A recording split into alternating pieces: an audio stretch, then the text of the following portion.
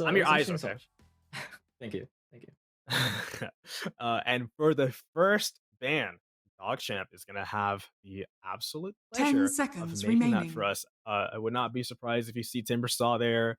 I would not be 5 surprised if you saw seconds maybe an remaining. Anti-Mage, but I think the Anti-Mage was more or less a draft issue, but I think the Timbersaw is a skill issue. Like, he's just too good on the Yeah, hero. that's what They I'm might want saying. to get rid of it. Alone is the superstar. We're talking about the how this matchup would go, and it seems like Lone able to survive and just farm up into a tower advantage. Radiant And they do team go for that ban. first. Actually, Hokori goes for the first phase Timber ban. Oh. Other than Dogchamp, I mean. Friendly fire? Question mark? Friendly fire, yeah, taking out their own Timber Saw. I'm sure Dogchamp has had success with this hero. I mean, it's the meta hero of the patch, right? For sure. Whenever I see you know, 10 teams seconds do anything like that, remaining. I'm sure I was just assuming that there's like some 12th dimensional 5 seconds rift remaining. opening inside their brains that I just can't even be privy to. So Right. I'll just assume, yeah, they have the reasons for banning the hero. Why? I couldn't tell you, but they ban it. Conversely, Dogchamp is going to ban out Magnus and Bat Rider. I think the previous draft, Magnus was a round 2 ban. They banned him after the first 2 picks, but I think they really just don't want to see this hero now. Yeah. So they might be setting themselves up for a little bit more of a passive lane, so they don't have to deal with this Magnus stomping all 10 over. seconds remaining. What I'd like to say is Bat Rider and Beastmaster actually is #1 5 seconds contest remaining. hero for Hokori, so taking it out early. Beastmaster still is in the pool, so we'll have to see if either team goes for that pick, right? Well, first pick is going to Dogchamp, so they definitely could, but they might not want to give up their first pick to Beastmaster and then counter pick with second and third for Hokori. That's what I love about the draft. A lot of things to consider, but we'll have to wait and see for the second ban for Hokori, to come out. It's going to be Techies, Radiant similar to what we saw in the team previous picked. game. First pick, How getting ready for disappointing. Dogchamp. No Tempest time is going to turn waste to to get the pick. Void Spirit. Red 2's a big fan of this hero. You He know is. that very well. Yeah, checking through the stats on you know, Dogchamp through Spectral GG, right? It's not even close. Like this is their bread and butter. It's their bread and butter, it's their peanut butter and jam. 10 Or Mr. seconds Red 2. remaining. So along with the Doom, that's their Well. 2 most picked heroes. 5 seconds remaining. So hopefully Red 2 can have a bit more of a game this time around. Well, you know, if Dogchamp is going to pick their bread and butter, I think Hokori might want to pick their crackers and cheese or 2 other food objects that go very well together. I don't know, like pizza, or like cheese and dough. And they do pick Beastmaster, and the dough and tomato sauce they're going to pick is going to be the Wind Ranger. Back on the Wind Ranger. Are these 2 like a thing? Like, are these 2 like a very strong combination of heroes, or are they just 2 strong picks? Yeah, I would say just 2 strong picks, right? Obviously, the only 10 really follow up seconds to remaining. Beastmaster Aurora with the Wind Ranger is that power shot, which is nice. You know, so it's a very 5 strong nuke. seconds That's remaining. it's somewhat hard to land, but you know, when you roar them, not too much. See, back in my day, when I was, you know, actively following Dota, I'm a little bit more closely. The second and third pick, or the third and or second and third, yeah, it's the second and third pick. You really want to get like a combo pick. I don't know if that's like a thing anymore. Is that a thing? It still is, right? I think the biggest combos of this patch though is more like what I've seen is Magnus Techies, right? Obviously, we're not gonna be able to see either of those heroes this time, as both are banned. Goes Radiant to show the team ban. patch, and we see actually a Bloodseeker pick from Dogchamp. It's Bloodseeker. something I like to see. Right? Rather than the Medusa, right? This DNM guy is a very talented young NA player, right? You don't want to put him on something like a Medusa that, you know, might not have a chance to show up in the game, right? Put him on something like Bloodseeker though, might be able to dominate this Beastmaster in the lane, not really get him to that point where he's really just dominating one part of the map, right? Like so we'll see. We'll have to see what they pick with it though. What I really like about this pick actually is it's kind of like the opposite from Moose's Shadow Demon from last game, where to answer like a mobile heroes, they pick someone that slows them down. They just went to pick someone like, walk as fast as you want, dude. You're just gonna die. So it's just funny how they kind of switch things up there. What's not funny though is the fact that they banned Storm Spirit. Okay, not cool. Not cool. I have no allegiance to Storm Spirit. I just wanted to transition there really cool. Apologies, ladies and gentlemen. I hate that hero actually. I hate a lot of heroes. I hate most heroes. I hate every hero actually. Let's just put it that way. I like Dawnbreaker. She's cool and pretty. And that's the most important thing when it comes to picking heroes for me. And speaking of pretty, they're banning out Enchantress. I guess they don't like pretty things. They don't want to see it in their game. Fair enough, but at least we get to look at her face with the red line through it. So we can enjoy that. Yeah. They probably want to protect the Wind Ranger because as last game, you know, this Wind Ranger was a 3. So we're still not too sure if Hokori picks this Wind Ranger 4. It's definitely a possibility. Still can be played supports. Either 4 or 5, actually. Enchantress is like a strong counter to it because of the enchant, right? The Wind Run, yeah. And also, it is nice against Beastmaster, right? You get to take the boars, you get to take his summons later on as well. So, I didn't even consider that. Yeah. And we will still see if they do opt for this Wind Ranger core, because Bloodseeker, you know, we're talking about this idea of weaving in and out of fights. Bloodseeker, you know, it kind of puts a halt to that with Rupture. So in his own unique way. The hugest reason of them all. Ember Spirit ban is going to be followed up from their Storm Spirit one. It's just like a anti-spirit game. Like, is Void Spirit just making his presence known? Like, I'm the only spirit that can be played right now? Or what do you think the rationale behind those two are? Or is it not known yet? Or are we going to have to wait so we see more at the draft? I mean, you know, what's the word for killing your brothers? We see, you know, matricide, patricide for your parents. Maricide? I don't know. I'm guessing because fraternicide? Probably fraternicide. Maybe. Probably no. Fraternity refers to the children of your father, no? In any case, there'll be no fraternicide in this game, right? Unless they go for an Earth Spirit pick, but that's like one of the lesser picked Spirit Heroes this patch. 10 seconds. Pretty sad about that, I'm sure. And see, I remember some things. 5 seconds. And there's 2 heroes that can really match the aggression on the map with Void Spirits. There. Ember Spirit's one of those heroes I don't really understand why, like how he's so good. I just know he is. Like, I play the hero. I don't know how he works, but like, I own regardless. So it's also he matches that. Sorry, it's definitely possible that Red 2 is just calling, okay, guys, we have my hero, right? We're banning these 3. Storm, Ember, Huskar. And surely you'll have a good game. Right? He gets priority in the bans. 10 seconds. And you know what? Remaining. With my limited experience playing competitively, well, I wouldn't say limited, but it's definitely not on their caliber. Yeah. When you're picking things, right, and you're picking, okay, mid player. Here's your mid hero. Who do you not want to play against? Sometimes the bans are just that simple. There's no like giant brain theoretical strategies. It's just, I don't want to play against this guy, and this guy. Remaining. Get rid of him. So it could have just been that simple. As they ban out Huskar, 5 and then seconds pick up remaining. Undying for Hokori set. Interesting. I'd like to see a nice 5 to pair up with the Bloodseeker, maybe a Lich, maybe a Venom. Nope. Venomancer, everybody's favorite hero. Oh, and Bounty Hunter.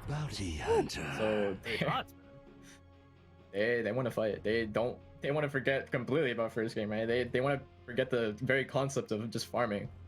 Right? I think the Hokori Bounty Hunter track. I think Hokori might be agreeing though. Looking at their picks, Undying is, at least in my experience, he's very feast or famine in terms of how your team is playing. Was that a pun? Sort of. I mean, he's Undying. I don't know. You know, it could be a pun because like yeah, and they feast. And you know, he could have died to a famine. But go on. I was gonna make a point about role of Tombstone this game, but let's finish your point. Yeah. So it's just like they want to make sure that they do a really good job on making sure that they have a presence to put their Undying in, so he's not just walking around doing nothing. Right. Go ahead with your Tombstone point. So when I see Undying Tombstone, right, you see his Dogchamp lineup, and they really just want to run at you. But when you know Hokori is gonna be answering that, they fight and say, okay, we're gonna Tombstone, and we're gonna see how long you guys want to fight. Yeah. And I mean, they do have methods of escape. You know, Void Spirit obviously is pretty nice at doing that. Bloodseeker, if someone's low on the map, he can just run away. But again, like Tombstone is a nice answer to this, you know, all-in just fighting lineup from Dogchamp. They're really the ultimate war of attrition. It's just like, you can fight us, or you can let us punch you in the back of the head while you break the Tombstone. This could we're probably in for another team back and forth game, as you were saying. Oh, hey, you know what? This is toxic. This is toxic. You know why? While Skywrath Mage can just like mash buttons and just do a bunch of damage in the middle of fights, but what makes it even more obnoxious is like, let's say like one of the guys like, okay guys, I'll get the Tombstone. 10 seconds. Boom! Skywrath Mage presses R. That guy's gone. It's just like. And it's a nice combo with the Beastmaster and the Wind Ranger too. So. Oh yeah, of course, those things as well. But who cares about those guys? I'm talking about Tombstone. I wanted to make a point about Tombstone, but carry on with what you were saying. Carry on. Yes, of course. Allow me to waffle on a bit more. Sorry. I think I cut you off. What were you saying? I was gonna talk about the draft situation right now. I think I'm favoring Hokori's draft a little bit more again. Obviously he's waffling on, guys. Obviously, Dogchamp changing it up here, opting for anything like a Medusa pick. I mean, it wasn't even banned this draft, which is very surprising, considering how meta the hero has been. Medusa's meta? Yeah, she's insane. Actually, I saw a clip of Sumail saying like he's saying something Chinese about Medusa. I think it was bad. Probably Tawny Ma, Medusa. Tawny Ma, yes. Tawny Ma Medusa, as what I assume you'd say. My friend loves that clip. He keeps spamming with it. He's like, look at this, and it's just Sumail. Oh, there it is, Tawny Ma. Get out of here, Medusa. Get out of my. They banned the Medusa, and makes sense. Hokori's gonna counter up with a Snapfire. That slipped me for a second. Holy, I thought it was actually like going amnesiac mode. Yeah, Snapfire ban. It's not been that long because I still play the game. Oh my god, the name slipped me. Okay. 10 seconds remaining. Yeah. And what do you think about those? Snapfire's been on the rise. You know, another universal hero. Going to be pretty versatile.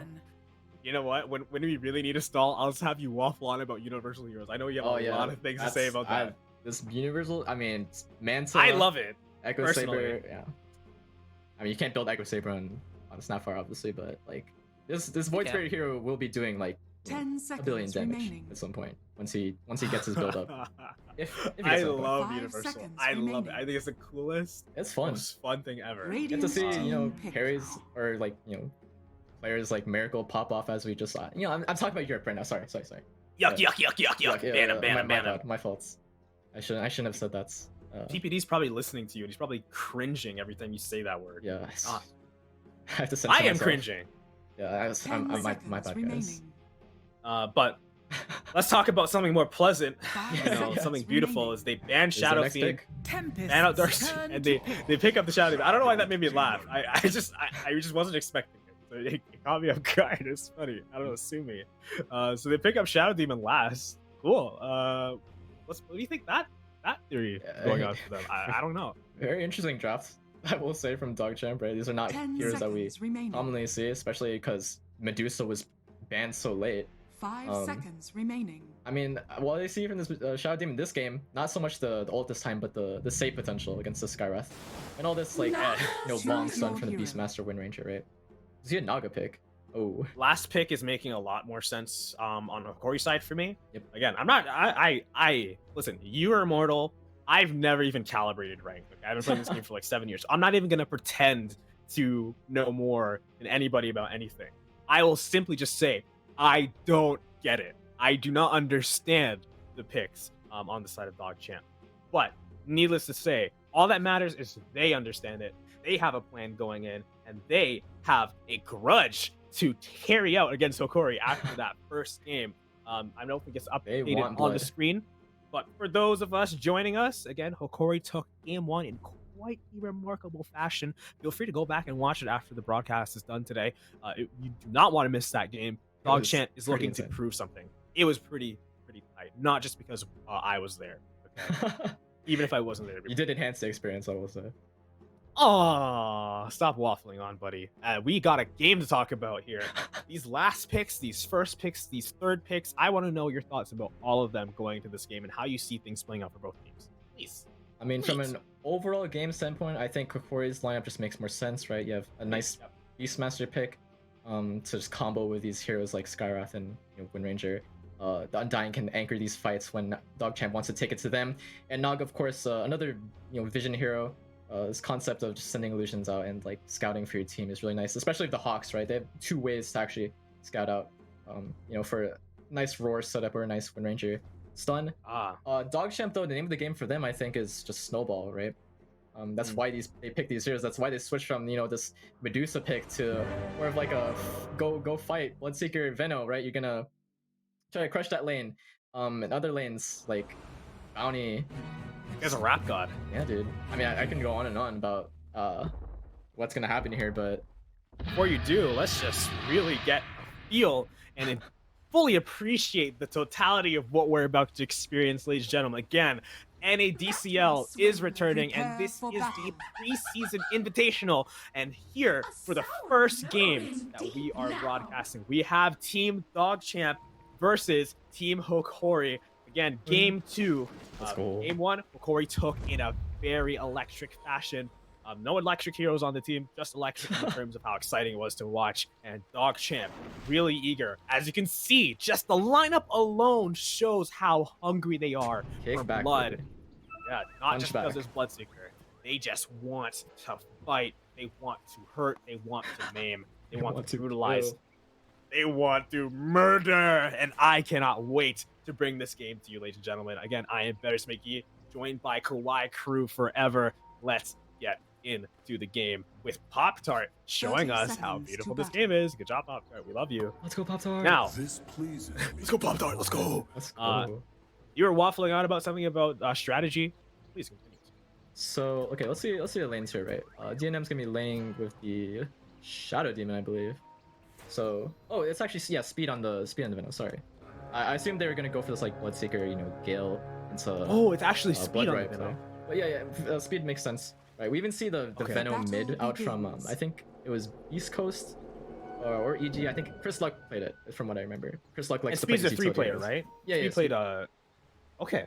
Yeah, so he's gonna be the one like building all the nice snowball items for them, right? That's the name of the game for them. I just wasn't because after that last pick, the thing that was coming to my mind, but I never had the chance to bring it up because I wanted to make a point about Tombstone. But to finish making your point, I'm gonna stop referencing that. Anyways, they were. I wasn't sure who was gonna be playing what, in terms of like roles, because the 3, you know, Venomancer, Bounty Hunter. It is definitely an interesting draft. Yeah, they're very flexible, so I wasn't sure who was gonna do who, but we see for sure Speed is gonna be playing the Venomancer. They're probably gonna try putting some more items on him, you know, at least like mechanisms most likely. Moose is gonna be playing on the Bounty Hunter, and Moose was playing. Excellent game previously, so I'm looking forward to see how he goes about trying to tilt things in his team's favor this time around. And then on the Shadow Demon, it's going to be hard, but they have a lot of work to do to make this game palatable for his carry. Bloody 9 is doing his best to try to make things a little bit easier for DNM on the bottom side, but Michael has something to say about it as Vitaly comes down and tries to lay in some aggression. The axes are coming out, DNM. Ooh, he's taking some damage. You know, it's just a little bruise. He's fine. He's gonna heal up. Look how balanced this hero is. He heals when he CS's. Isn't that cool? That's a little bit of a problem I saw in the bot lane. I assume they'd go for this nice, you know, Bloodseeker combo with like maybe a Lich, right? Or you know, if the Venom went supports. However, the Shadow Demon Bloodseeker not the craziest combo. You have an opportunity to see that Bloodseeker actually isn't going to be playing too aggressively. Like, do you think that he might be trying to play this game a little bit more reserved? Do you think that they might be seeing that, okay, we don't have an opportunity for some crazy lanes, so they're just saying, okay, you know, we'll play like a little bit more defensively? Or are they seeing something that we're not? What do you think? Well, what I see is a Beastmaster Scarf, one of the 2 most meta heroes, right? And we just don't see the Shadow Demon play 5 so much, and for good reason, right? Especially with this Bloodseeker. It's not gonna be too like explosive of a combo that just get Netsu like kill after kill after kill, right? This Bloodseeker does need time once again. For sure. And to put this game, oh no, you finished your point. I was just gonna talk about Tombstone, but yeah, at the top lane at least they did have something nice going for them with this Bounty Hunter Venom, right? That's something that can really pop off as you see actually bottom. That is gonna be made possible thanks to Vitaly's axes on the Beastmaster. Yep. Bloody 9 is gonna go down. That's a bloody 1 for the first blood of the game. Whew, that was clever. I came of that like really off the top of my head. Good. God, it's just I'm good. Just the lane combo that makes more sense than this Bloodseeker's Shadow Demon, right? They have so much damage on the side of Hokori. But there's a lot of damage pouring out onto Red 2 in the mid lane. But as we head back to the bottom lane to see how things shake down, I am really interested in seeing how they try to make this game just work. And Hokori already having a slight advantage thanks to the first blood coming out on the bottom side. They have a lot of work set out for them to make this possible, to make this doable, to make this comfortable.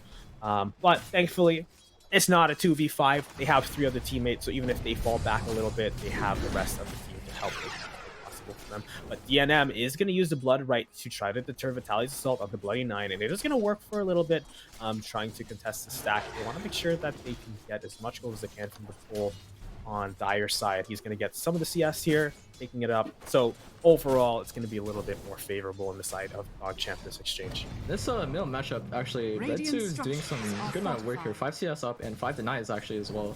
Onto Alone. You know, I was really hyping up this Alone player. Really popped off this last Alone game, guy. Course. However, Red 2 make a statement. You know, he's no slouch. Yeah, he's actually trying to go for the water. He actually gets past him. Oh, dude, this is why you don't skip gym class, Red 2. Damn, Alone just dusts him. He's gonna have to eat a lot of arrows for his shovel as well, taking the fully charged, not fully charged, which is a very minimal charge to him, but it still hurts nonetheless as he grabs the creeps, brings it behind his tower to just get some comfortable CS. Just as I was talking about how Red 2 was fighting back this time, Alone gives him the good old 1-2 and outplays him. It's pretty nice. As we see a Tombstone up top. Tombstone, your favorite. Yeah, I'm sorry talking about that spell in this game. I love talking about that spell too. I mean, it's interesting because it was the lane combo that made sense to me, right? Like that. Yeah. Maybe Dogchamp could get some early momentum off of it. However, as we see, Naga doesn't really care about this Venom too much. Right? It can just purge off the Venomous Gale. Hard to spam poison. Staying on. Oh. The damage combo is going to be pretty good on the side of Dogchamp. They are going to be able to guarantee the kill onto Michael's Skywrath Mage. So while it might not make sense to us, definitely Dogchamp sees some value in it, being able to set up Blood Rights consistently, being able to force people to face their doom in the ball of disruption as well. Again, probably could have gone for something a little bit more conventional, but they might have something up their sleeve for these laning stages. And that's just which are the most sensitive. That's just what happens when you isolate yourself from your lane partner in this lane. Dogchamp just gets a free Q, and then What's You can follow up. So, all hope is lost in this bottom lane. They still have some potential, and as DNM, pretty nicely up on the CS. However, Naga also having a free game of her own. Yeah, and oh man, there are so many things that I just completely slipped my mind. One of them is the Naga pick. We're gonna have to like coin this term, like how BSJ has the dead lane, and you know Jenkins has whatever Jenkins talks about. Like my whole thing is like the ease of execution. Oh, but they are actually gonna go but it might not matter. Does not matter as they are. Oh, maybe it does. Oh, the slash coming through, that's gonna make him pop. Bloody 9 is going to help mid lane to get the kill along with moves. TP is coming through from Undying. Dardic is going to be the only Guardian here, but they are turning on to him. Blood Grenade comes out, and the stun coming out from Red 2. That's going to send him to his doom. Michael is here, though, shooting out some damage. A Tombstone went down, but that's just 150 gold in Red 2's pocket. He's going to take it and smile as Moose walks away. Has the Fairy Fighter stay alive as the return of Alone to the lane. Can he get the kill? No, not quite. Didn't get the snipe on this. The waffle I was waffling on about was that one thing I talk about a lot, and one thing I think about a lot for the game, for team compositions, is the ease of execution for your fights. I'm gonna have to come up with a snappy term for it, but the complexity of your team fights plays a very big role in determining your success in the game. And what I think Naga Siren brings to a team lineup in that sense is the ability to just reset your fight.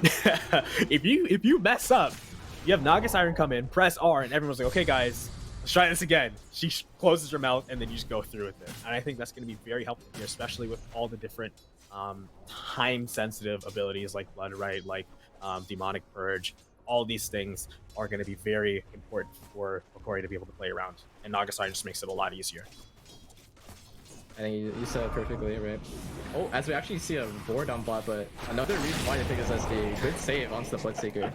Really saved that one. What did you call that? What? Did you say orb? I said like I thought I said disruption.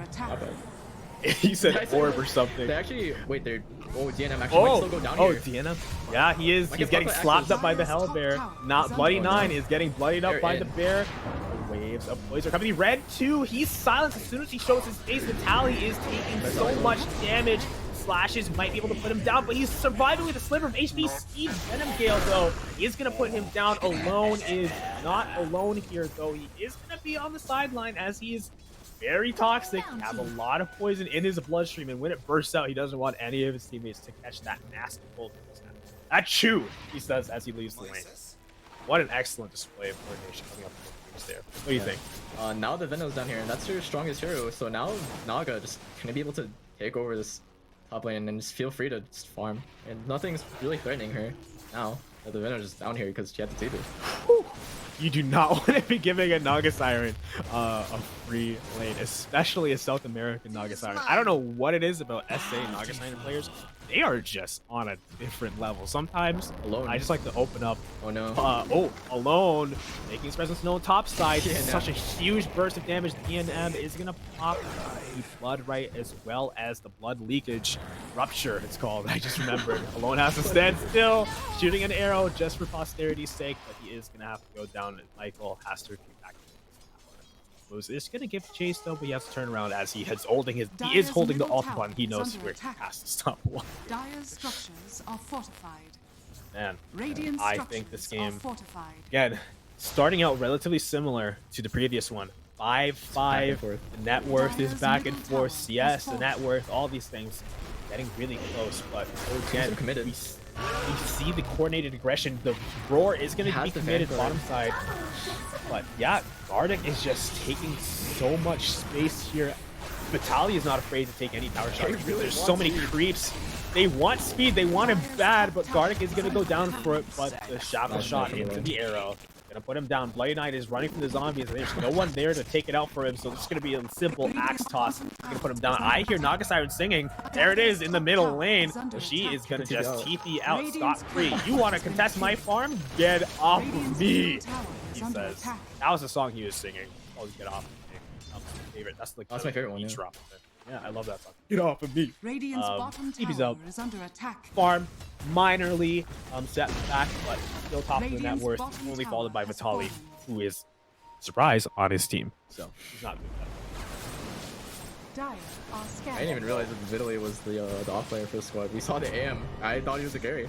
I mean, who wouldn't after seeing that AM wait, he's not? Yeah, he's off player. You see Moose kind of stalking the Skyra. Just kind of wants to get vision here. Yeah, this is unacceptable behavior from Moose, stalking another player. He is going to get silenced for it, which he deserves. You know, he deserves to be silenced for his actions. He's learned his lesson, though. He's coming back stronger after he learned his lesson that Michael and Gardic just gave him. But it doesn't seem like he learned it for too long as he throws a track and starts stalking again. What's the play? What's the play? He just goes, he makes his presence known, he starts hitting, throwing out shurikens. He just walks away afterwards. A little bit indecisive, but gotta be so annoying. Bounty Hunter's very fun and balanced hero to play around. What do you mean? Does Red 2 want to pull up? No, he doesn't. Who does? See, Beastmaster, they want to take this mid tower after taking that bottom tier 1. And it's kind of a repeat of last game what we saw with the Chainsaw. This time on the Beastmaster though. Yeah, as the Beastmaster specialist, I will say, is pretty cut and dry. You just get to just run around with your army, and no one can really stop you. I was gonna bring that point up earlier, but they started fighting as I was. But yeah, very similar to last game. Hokori is just doing so much aggression, and they're targeting it at very crucial points. Namely, they're taking out 2 of the most important towers in the game consistently every time. Take out the mid, take out the bottom tower. But it looks like again they're setting their sights to the mid lane. It's not gonna be too easy though. Dogchamp are no slouches. They cannot be walked over. There are no pushovers. That's the phrase I was looking for. I kind of bounced back and forth there, but I found it. Smoke is gonna come up. Red 2 and Moose. Med 2 maybe just wants to get a cheeky kill here. They're scoping it out, not finding anything, but they might walk into Michael. But he is under the tower. They probably still can get the kill, though, especially since they have speed there. I don't think they die for this, but it's going to be tough. He has a barrier. He has a shield. He gets silenced up. They're right-clicking. They immediately send out the TPs. Gardic tosses down the tombstone. Michael is taking so much damage. He does go down. No, he does not. He is going to thanks to the plague, but Moose went down before him thanks to the arrow. from Alone. Again, cross-map snipes. These are very prevalent in the games that we've been seeing today. A Centaur chasing down Speed, running for his life. Run, dude, Speed, use your speed, use your name. He does not want to get caught by that. And the Venom Sting from the ward is actually going to slow it just a little bit. He's actually have caught up. He would have caught up if it wasn't. That's crazy. Oh my god. I love Dota, dude. This game's just so cool. It's just a bit of a forced play as well from Dogchamp. I mean, they want, if they're going to be taking up space in the map, right, and they know Naga is just going to be free farming, right? They understand that. So they want something SPC. Do they understand the roar? The shout is going to put down Red 2 after the damage is fine. The rest of the team, you see so much damage going out from Michael, slowing him down. The silence and the Centaur is there. I don't think he has the stomp, but it is going to be able to take the power shot. Meanwhile, Bloody Line just died solo to Naga.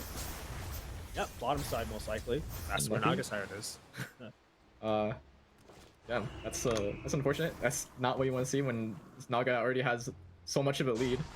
But... You know what's more unfortunate though? They just lost their mid laner. Dogchamp lost their mid laner and got nothing for it. Yeah. Absolutely nothing. That is really tough. That's something that I don't want to be happening, especially so early in the game. We are just about to approach the 15-minute mark, but I think that shows the state of the game right now. Things are relatively close numbers-wise, but if Hokori can continue to execute perfect engages like that, I don't see them struggling too much. But Dogchamp, they have to think about something, and something fast to counteract. Yeah, you always gotta think about the Naga factor, right? It's basically a ticking time bomb in this game. So, I mean, we'll see a BKB rush on the side of Bloodseeker. So when he gets that, you'll be able to finally take the fight to them. And what is nice for Dogchamp this game compared to last one, there's a tower advantage for him, right? Because speed, you know, the genius that he is, he builds a Crimson Guard on Venom. There's that tanky force that Timbersaw was last game. So he's actually able to open up the map for Dogchamp. Unfortunately, not able to utilize that for killing this Naga, but it does help the team deal with the zombies just a little bit better, as well as the pelting arrows from Alone. But a lot of the damage is magical, coming from like items like Maelstrom. But it is gonna be, well, he doesn't have Maelstrom. Yeah, I thought he did. It felt like he did. He's just doing that much damage. How? It's also Beastmaster. It's nice against Beastmaster. It's nice against Naga, and yeah, the Wind Ranger stuff, of course. As they and if you don't want to make a move on Red too. I think they do. Lumiere is running it down, but they don't have the vision. Yeah. Do you got Atos? I don't think so. Atos is a root, right? Yes. So I think root prevents any mobility spells. I don't know if going into a portal counts as a mobility spell, but we'll have to ask Ice Frog about that. Moves, gets spotted out, has to run away. He takes a white cloud to the face. 29? That's not where you want to be, my friends. Bloody 9, not at all. He's gonna get shackled down. Gets executed in the top side. I mean, Dogchamp has been up in his top lane for a while, ever since taking those towers, but not able to find really much success as we see the two supports just drop. Another successful kill for Hokori. Alone gets the kill on Moose. Too. That's your strongest core on Dogchamp. And they are most likely. I don't see a way he gets out of this. Lumiere has him netted up. He's just doing so much damage, pouring it out onto him. And that is going to be another free kill for Hokori. And again, what's important to know about these kills is they're completely uncontested. They are not trading. They are not getting any exchanges. Dogchamp is just taking losses from these engagements from Hokori. And when you get these things like that, they snowball, they build, and they accumulate to the point where it becomes overwhelming. And prime example, Hokori feels confident, rightfully so, enough to just take Roshan. They know that they have the advantage at the moment. They can take these things, they can take these engagements. So they just walk up and take Roshan. Hopefully they want to try turning this into some kind of kill as well, as Hokori takes space on the top side. Mid tower is still up though. A little surprised to see that. Yeah, but not matter too much because a lot of these fights have been just happening top lane. I mean, Hokori just really dismantling the strategy that's coming out from Dogchamp. We see Lumiere might just take down and lose for free. Again, another solo kill for this Naga. He can't keep getting away with it. Stop. It's the second kill bottom. Man, it's just not working out for Dogchamp. Their strategies are just a little disconnected. Radiant's top tower is under Speed wanted to occupy his top lane and they try to force some fights, but both fights just losing it. And we see Oh, nice save from Blade 9. They actually might be able to get Uh-oh. They are looking a little bit more favorable here as Alone is in the mid lane all alone. He is in Biz. He has the Aegis though, but he's not alone anymore. But it's just Michael backing up as well as Lumir. They are taking the fight to them. Oh my God. Naga Siren is doing so much to take it, but he has the song, but it gets burst down early as he pops from the slash from Red 2. That is going to be a very vital kill on the side of Dogchamp 2, actually, but Alone resurrected from the dead. But in the meantime, we have Vitaly just occupying space. They're top. running after him. Did he get the tower? Yeah, but I meant he wasn't in the fight, so really. Oh, whether or not it's worth it, we're gonna have to wait to see. But Blood Right's gonna go down. All gonna be just guaranteeing the fact that Vitaly's gonna go down here. There's gonna be no one here to help him out. Alone, as you see. Error here. Hokori breaking formation for the first time this game, and it's not paying well for them. Right. This Beastmaster is a pretty vital part of their strategy, as we see actually Michael going for a slow kill, but this Crimson Guard on speed, it just makes him so tanky. The Venomancer should not be this tanky. No Venomancer has the right to be this tanky. No. He's taking so many arrows, but he gets the magical one. It connects, that guarantees his death. On the right side, though, we have Michael getting chipped down by Moose. That's going to be 2 more kills for Dogchamp. Taking out very vital targets in such a small space of time. They don't want to let this game slip through their fingers like it did in the previous one. They don't want to let Hokori slowly build and chip away on them. They want to put up a resistance, and a resistance they are giving. Excellently done. This Venom build is so annoying for Hokori to deal with. We saw the last fight, like Naga thought she could just solo kill this Shadow Demon easy with this Orchid, but no. It's looks to be deceiving. You see the Shadow Demon's poor little intelligence hero. So squishy. No, Venomancer pops Crimson Guard and suddenly he's just invincible. he should not have been taking so many arrows. Yeah. And he would have walked away. Like if in a different universe, when Ranger's W did physical damage, like he probably would have survived. That's the worst part. But it does magical damage, so he is gonna get put down there. Alone does not miss. This man is a marksman. Right? A sniper. Track is going to be put on him though, so they know exactly where the sniper is. When you know where a sniper is, they don't become as effective at sniping. So true. Little known fact. Little known fact. They taught me in the army. Okay. Right. So this time, Corey is sticking a bit closer. Obviously, Naga wants to just do her own thing in farm, but Beastmaster this time not be solo pushing. Wants to take this mid tower. It's funny to see 21 minutes with this Beastmaster doing so well. Hasn't taken this tower yet. But they want to force it down. That's going to change. Such an onslaught of creeps here, including the Golem. It's going to be very tough for Radiant to defend this. Dogchamp, especially walking around.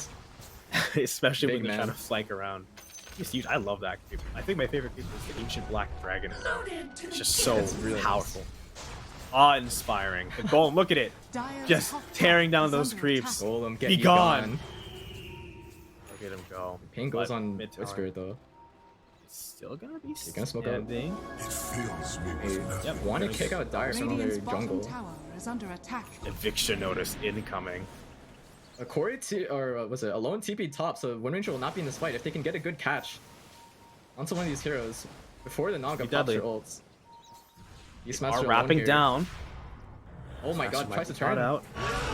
Ooh, the roar is coming out. The slash comes out from Red 2. Vitaly, he has to run for his life, but he's gonna get drawn back in. The Tombstone is up, but the Blood Right is down, and that's gonna be some silence heroes that you do not want silence. But the song comes in. Reset, boys, reset. Vitaly pieces out. No, he doesn't. He cancels his TP. Uh-oh, Moose, they get the kill. The TP canceled for one reason or another. That just guarantees your Beastmaster goes down. Gardic is next as he tries TPing out. He is gonna get put down. Lumir, top side, is getting a lot of farm. I thought he just killed somebody. I was like, wait, how did that make any sense? But no, he's just farming. But they're gonna, again, Dogchamp picking up 2 very good kills. Probably not exactly what you want. You know, maybe you wanted, like, you know, maybe you wanted Wind Ranger, maybe you wanted like Lumir, but they can take absolutely what they can get. And that's going to lead them to actually having a net worth advantage for the first time in quite a while. It's going to be very slight, but it shows that things are turning in the favor of Dogchamp. Things are heating up. Oh, I love that graph. Thank you, Pop Dart, for showing me that. Oh my god. Wow. 2 fights. That's all it was. Nice little tip. Yeah. Oh man. conversely, look at how like the chart has gone now. But if you recall what it looked like, the Hokori chart was a bunch of small dips down, down, down until it was like really low. But then for Dogchamp, it was just two massive dips. Yeah, this one is... I think that's really funny. A fight like that, that's what you like to see. It was surprising that they didn't get out despite the Naga song coming out for them. I guess they just didn't have TPs up. I think it was on cooldown actually. So I don't know if I was just like imagining that, but I'm pretty sure I saw Beastmaster TPing, but then he canceled. And it's just two slip-ups from Hokori is mounting to be something that might be a bit insurmountable for them. Right? This insurmountable. Hitting up. Speaking of insurmountable, never mind. He gets put into a black ball of shame. I thought Lemur was about to just teach Bloody lesson, Bloody 9 lesson. Can you find him? I think so. Yeah, Alone is chasing him down in the tree line, seeing if he can find anything bottom side, but not quite. He is going to escape away, and we have Moose coming up on the cliff side. See if maybe he can get some information. No, both teams just going to opt to walk away here. Top side, we have Red 2 farming, pushing the tower. Bottom side, we have a strong wave presence coming out from Vitaly. He uses the drums, he uses his creeps. They just start shredding it, and it's going to go down in a matter of seconds. That's just, again, it's funny that Red 2 is pushing top side, and you have Vitaly pushing bottom side. You see the difference in power, the difference in strength when it comes to what those are capable of if given the time to do it. I love this Beastmaster hero. Nope, I don't, and I refuse to, actually. Dare I say, I hate it. What? We ball. We ball. We ball. Absolutely. Regardless. Interested to see the next items coming out from all these cores. Bloody 9, where was it? Sorry. Red 2, rather. He's getting that, you know, mythical universal hero build. We always love to see, you know, gonna be outputting so much damage with this Chrysalis actually coming out for him. He's already got the Manta Neko Saber. Does Chrysalis give attributes now, or is it still just like... No, it's still damage, which is nice because Universals get so much raw damage. So he's going to be pumping out damage. So please, waffle on about your gripes with Universal Heroes. What makes them so fundamentally powerful? Yeah, you have gripes with Universal Heroes. Oh, as we see, Red is going for a solo play onto Michael. Can he actually finish this? No, he gets rooted. Oh man, he tries to escape, but that turns into a death for Red 2. That is, of all the deaths you can afford on Dogchamp, Red 2 is not one of them. I guess the only one that could possibly be worse would be the Bloodseeker, but that is just about as bad as it can get for Dogchamp. Hokori ready to react instantly to the aggression, and in fact, they are going to carry the momentum forward, wrapping around the top side, seeing if they can find any engagements. DMM is looking to be in a little bit of trouble. The net is going to go out. Actually, no, the song, actually, they're going to try and reset here, trying to find an actual perfect position for the team fight. Illusions come out. Bloodline is completely surrounded. Silence goes through, but the Blood Right not catch Naga Siren. The root comes out. Alone is pouring damage into Moose. DMM is retreating back. He pops the Rupture out. Speed is getting axed up, axed down, beat down, arrowed from downtown. That's going to be a kill for Alone. DMM and his Shadow Demon are going to have to retreat for their lives from Hokori. Again, turning 1 kill into 3 just off of one single play. Not miss this man. Have you seen this man miss an arrow once in your entire life? Yes, I have. I played the 5th. What?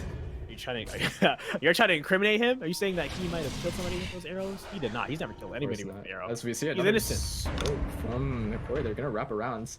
Dogchamp thinking the fight's done, but it's not. You overstayed your welcome. Silence goes out on the Bloody 9. No disruptions coming through. The arrow cross map. If you're gonna hit Red 2 at the end there, that's Shadow like it did. No, that's Shadow Demon's fight back though. Bloody 9 tanking this smoke. And he's been taking a lot of just ganks out from Hokori this game, I feel like. I really want to see from the safe hero of this lineup, right? Shadow Demon playing crucial role, disrupting whenever there's a nice stun out from Hokori. And that's going to be the Roshan going down in favor of Hokori. Aegis is going to be put onto Alone. Nothing too surprising here. Cheese is going to go on to Vitaly. She already has her heart out. Yeah, Naga Siren is quite a problem, and I don't see a solution for it. How do you think Dogchamp can deal with Lumire's presence in this game, if at all? So this Bloodseeker hero has been able to output damage in fights. Not just this game, but in a lot of games I've seen, right? This Mjolnir build is really nice. If he BKBs and they try to focus him down, he will be offering still a lot of damage to that Mjolnir. As we see, actually, another stun out to Red 2. He's just gonna pop to begin his fight. And he's gonna go down immediately too. They did commit the roar for it, but DNM might not even need it. Lumire is actually taking so much pressure. DNM! Well, where'd he go? He gets trapped in the tombstone. That's the, oh my goodness. He has a shard on the Undying. Oh my god! What They're gonna save his life. Vitali is gonna go down. He has a cheese though. Pops back out for just a split second. Lumire is here. He's making sense. No, did you miss me, guys? I missed you. As he says, as he shreds them all down, emerging from the tombstone. Red 2 is back. He at least wants to get Godric down. Lumire is so nothing left low. in the tank Red for 2 is throughout the net. Red 2 is not gonna be able to escape his fate here. What an excellent play. That was crazy. I'm looking at Lumire slowly fading away, dying, and he just disappears. Comes back 5 seconds later and wipes Dogchamp from the face of the earth. What an excellent fight. Almost so good from the Bloodseeker. That was their time to finally bring this game back to their favor.